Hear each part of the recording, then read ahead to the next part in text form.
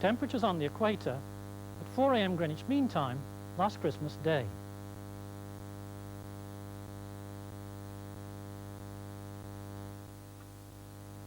For example, here in the Seychelles it was 26 degrees Celsius. Let's look at the directly opposite point. Let's follow the meridian up over the pole and down to the equator. This antipodal point was 29 degrees, 3 hotter than the Seychelles. And here, in the Gilbert Islands, it was 31 degrees. Now this happens to be antipodal to the equatorial point on the Greenwich meridian, where it was only 25 degrees, a full 6 degrees cooler. But here's something that may surprise you. There must be at least one pair of antipodal points which have precisely the same temperature.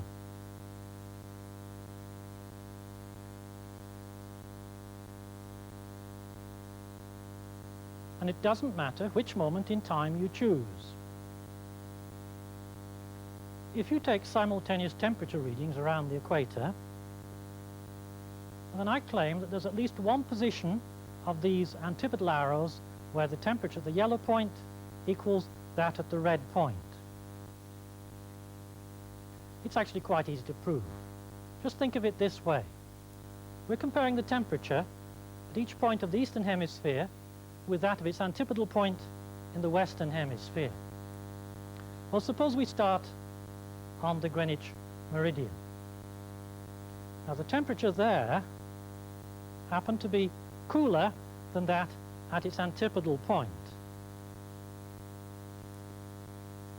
Now suppose we move round a bit further. Will the temperature at this red point still be cooler than at the yellow antipodal point? And as I move on round, is it possible that the red temperature could remain cooler than the yellow one all the way around? Well, consider that question for yourself for a while. What do you think?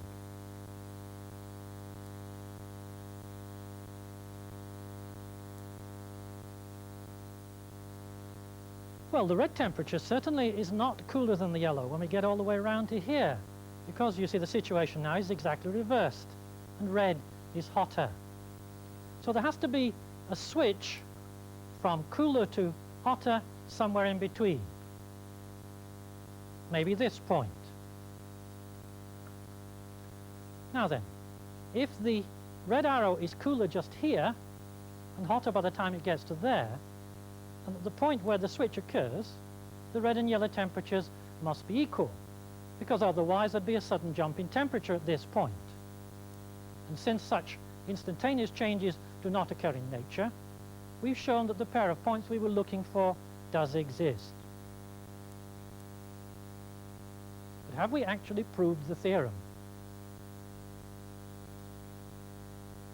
To answer that question, let's look at the graph of the situation.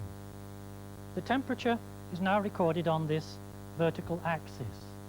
And the graph gives the temperature G at each equatorial point theta, where the angle theta is measured in radians, from the Greenwich meridian and going east.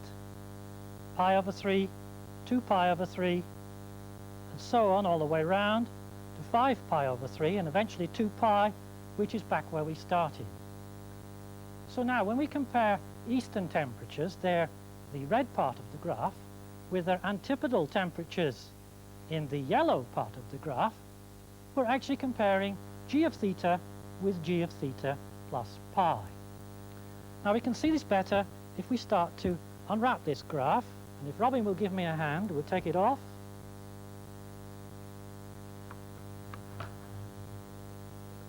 And we'll lay it down flat.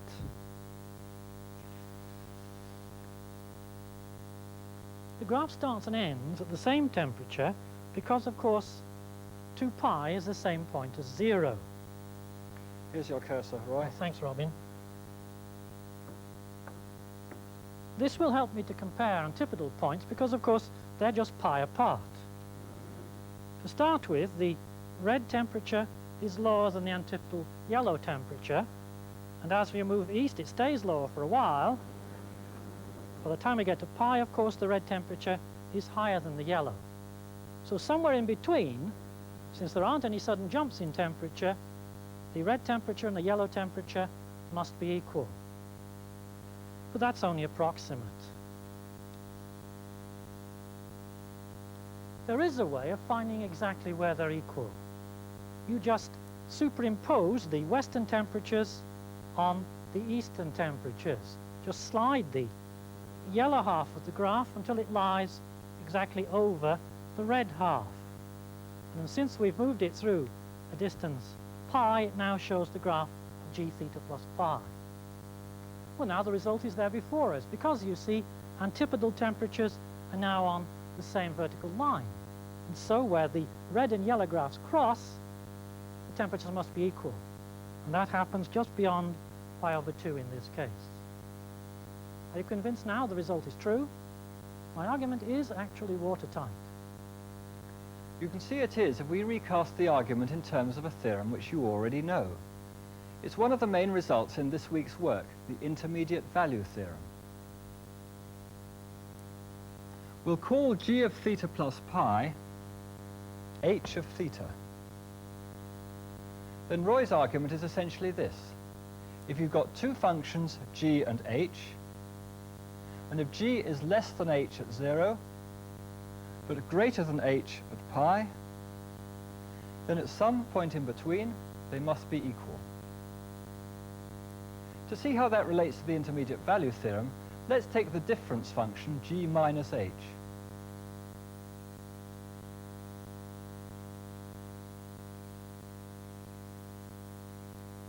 At Greenwich, the difference is negative. But at pi, it's positive.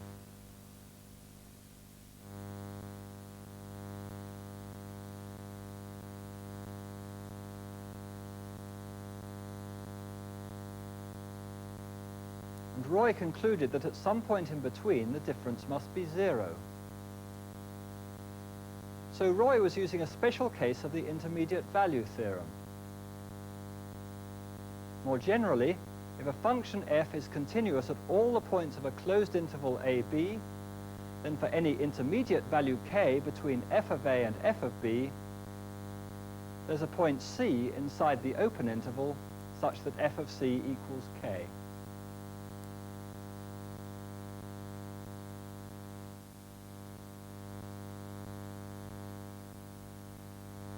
If f of a is greater than f of b, we just switch these round. But Roy's result was just a special case where f of a is negative and f of b is positive. And he took k to be 0.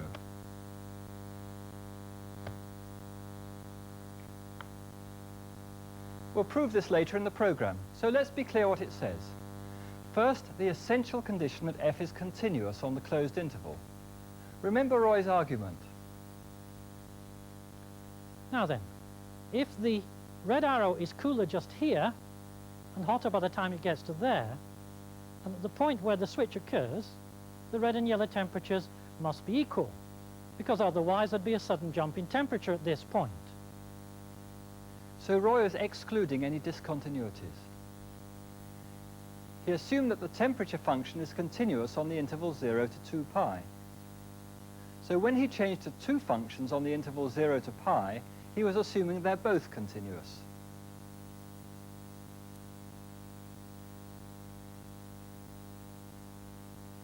So their difference is continuous. Without this assumption of continuity, Roy's argument would not have been valid. In fact, it needs no more than a single point of discontinuity to wreck my result. With just one jump in temperature, I can easily construct a situation where the temperature at each point of the equator differs from that at every other point. And so my result most certainly couldn't then hold. Just imagine that the temperature on the Greenwich meridian was 30 degrees Celsius. As we move east then, the temperature reduces monotonically down to 20 degrees, pi over 3. And now comes the discontinuity. This couldn't happen in the real world, of course, but just suppose there were an instantaneous jump up to 50 degrees. But from there on, the temperature becomes well behaved once more and reduces monotonically all the way back down to 30 and on down to 20 at pi over 3. Then, as I said, each point has a different temperature to that at every other point, and so certainly there are no two antipodal points with the same temperature. To see this even more clearly, let's again look at the graph of the temperature function. As before, let's slide the western half of the graph over the eastern half. We can now directly compare the antipodal temperatures G and H. At 0, G is less than H. It remains so up to pi over 3, and then it switches to being greater than H. But now G is discontinuous, and so the graphs do not cross. G simply switches instantaneously from below H to above H. So if we look at the function G minus H, it has a discontinuity at pi over 3. So although it still switches from negative to positive, it never meets the x-axis. It is nowhere 0. So that example shows that the intermediate value theorem may fail if we drop the continuity condition. Let's now see why the result always holds if f is continuous on the closed interval. Let's prove the theorem. We'll prove it for the special case where k is 0. But the proof works for any k between the values f of a and f of b. We'll use the method of repeated bisection.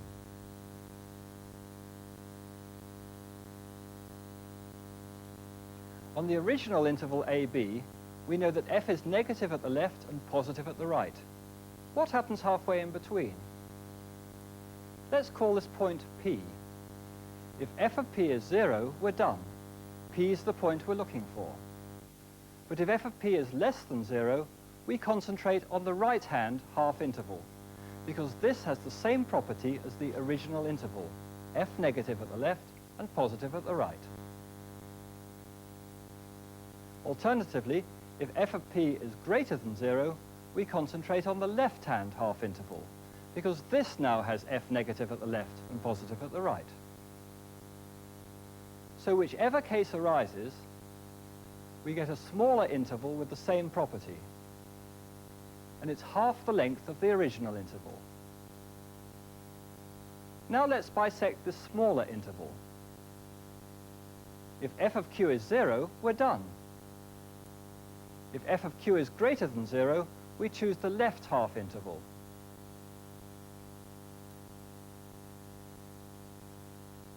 And if f of q is less than 0, we choose the right half interval.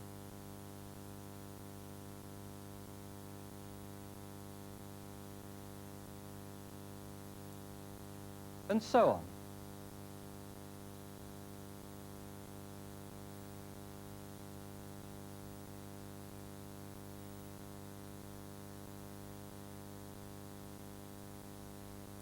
Now, what's all this repeated bisection leading to? Think about it for a moment.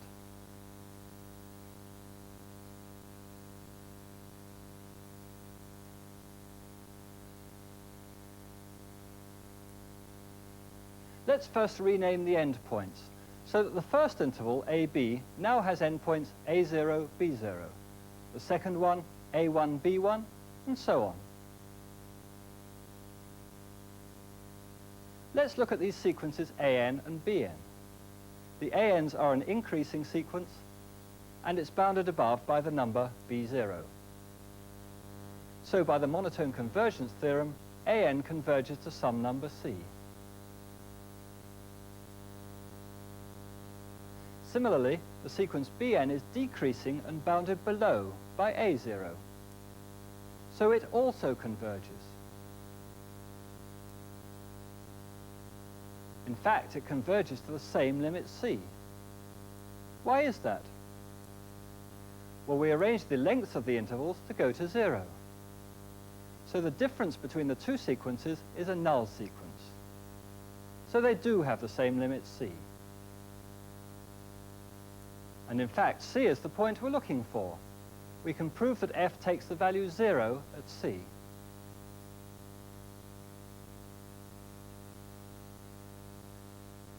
We'll first prove that f of an converges to f of c, and so does f of bn. This is where we use the fact that f is continuous at every point of the interval ab. So the convergence of an to c implies the convergence of f of an to f of c. And similarly for bn.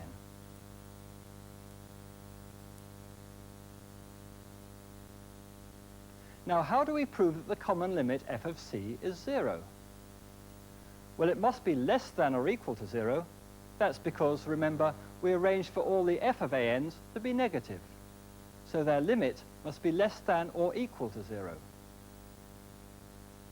But we also arranged for all the f of bn's to be positive.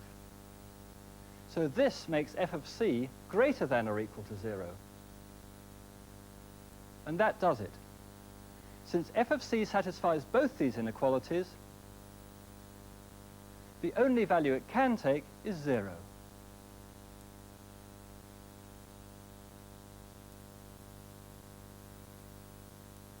So that proves the theorem. And our proof works equally well for the general case. We'll use it later to prove some other surprising results, like those globe temperatures. But first, since the proof was rather long, let me recap the two main arguments. First, the use of the continuity condition. Continuity ensures that an converging to c implies f of an converges to f of c. And similarly for f of bn. If there were a discontinuity at c, these implications couldn't both be true. For instance, in that counterexample of Roy's, repeated bisection would give you pi over 3 as the point c. But this result doesn't hold. bn converges from the right to pi over 3, so f of bn converges to a value which is not equal to f of c. But when we do have a continuous function, then both results hold and we can use them to complete our proof.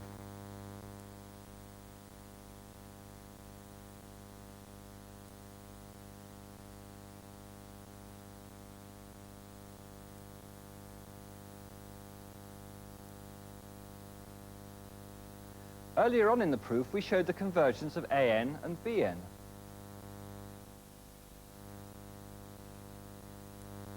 So the monotone convergence theorem establishes the existence in the reals of the limit point c. So as usual, if you want to prove the existence of a number which you only have an intuitive idea about, the basic result to use is the monotone convergence theorem.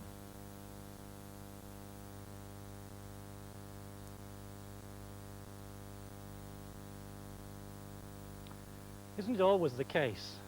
How do I get the red legs resting on the ground as well as the yellow ones? Well, I'm going to need a hand again, Robin. Ready? Okay. Well, there's one solution until we let go. But unless you've got a trick lawn like this one, I'm going to suppose that you don't want to dig holes in it. So these positions that we've marked for the red legs are really of no use. We've got to reposition the table somehow. Well, actually, it's surprisingly simple. If we assume that all four legs are the same length, you can get all four legs resting on the ground just by rotating the table in a certain way. Now, to start with, the red legs are above the ground. And if we rotate the table, keeping the yellow legs always in contact with the ground, and aiming for those original red marks, what's going to happen to the red legs? Could they remain always above the ground? Well, look what must happen if we did rotate all the way to the red marks.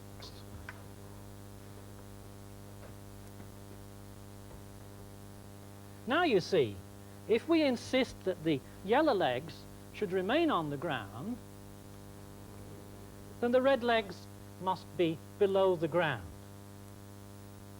It's the intermediate value theorem again. Here, the red legs are below the ground.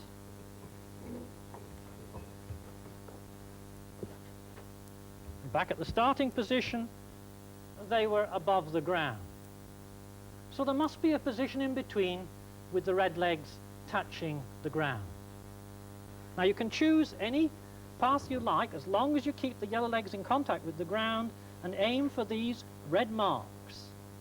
Eventually, you will find that the red legs also touch the ground. Thank you, Robin.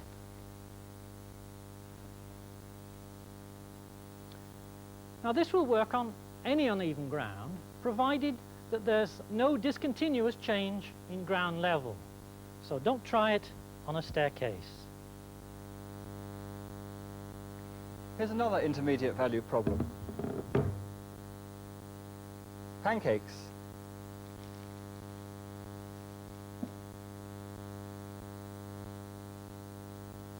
Suppose I want to share this pancake with Roy. Can I make a straight cut which gives 2 equal halves? Well, if I start my knife at my side and can consider all the parallel cuts I could make, just here I certainly get more than Roy. But back here, Roy gets more. So somewhere in between, there must be a cut which gives equal halves. I should think a bisection is just around here.